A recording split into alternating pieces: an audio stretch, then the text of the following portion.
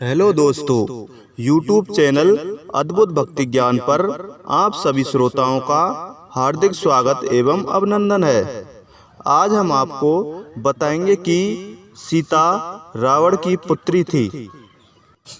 एक समय लंकेश रावण ने टैक्स उगाना प्रारंभ किया और टैक्स उगाते उगाते उसने कुछ ऋषि महात्माओं से टैक्स लेना चाहा, परंतु ऋषि महात्माओं के पास कोई भी वस्तु टैक्स देने के लिए नहीं थी। तो लंकेश रावण ने आदेश दिया कि वे सभी ऋषि महात्माओं का रक्त लिया जाए और रावण के सैनिकों ने उन ऋषि महात्माओं के खून से एक घड़ा भर लिया। तब ऋषि महात्माओं ने रावण को श्राप दिया, हे राक्षस राज, जहाँ यह घड़ा रहेगा वहाँ अकाल पड़ जाएगा।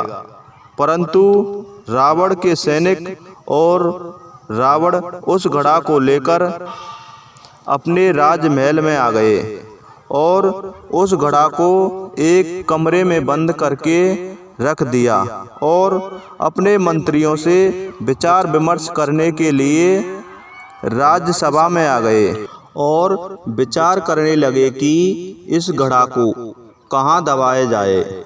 उधर रावण की पत्नी मंदोदरी उस कमरे को खोल लेती है जिसमें खून का घड़ा रखा हुआ था और उस घड़ा को खोलकर देखने लगी तो उस घड़ा में तपस्वी ऋषियों का रक्त था जो बड़ा तेजस्वी भी था।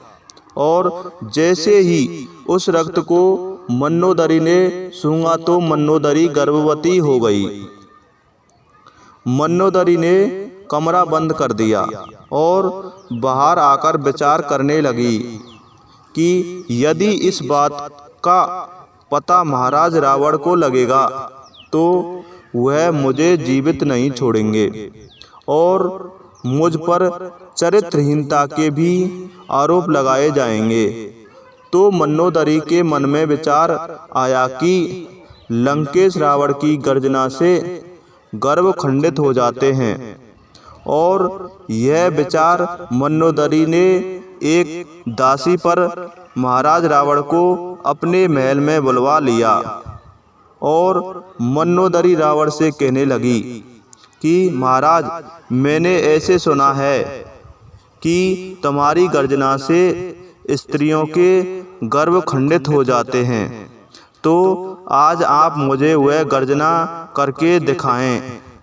तो रावण मंदोदरी के कहने से भयंकर गर्जना करता है और वही पास में बैठी हुई मंदोदरी का वह गर्भ खंडित हो जाता है और मंदोदरी रावण उसकी प्रशंसा करने लगते हैं। रावण प्रशंसा को सुनकर अपनी राज्यसभा को चला जाता है।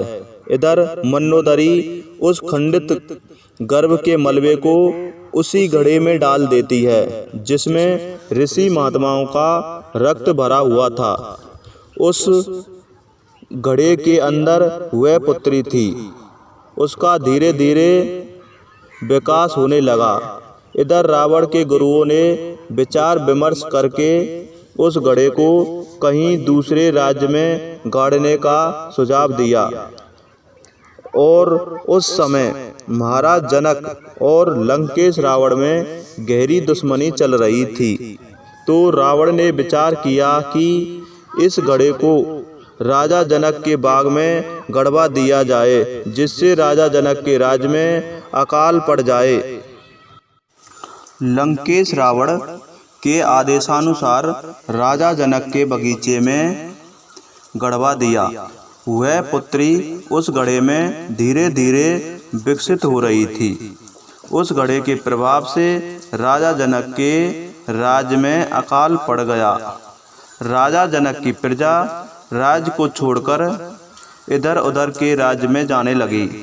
तब राजा जनक ने बड़े बड़े ऋषि महात्माओं को बुलवाया और अकाल का कारण पूछने लगा। समस्त ऋषियों ने कहा, यदि राजा जनक स्वयं अपने बगीचे में हल चलाए तो अकाल से राहत मिल सकती है।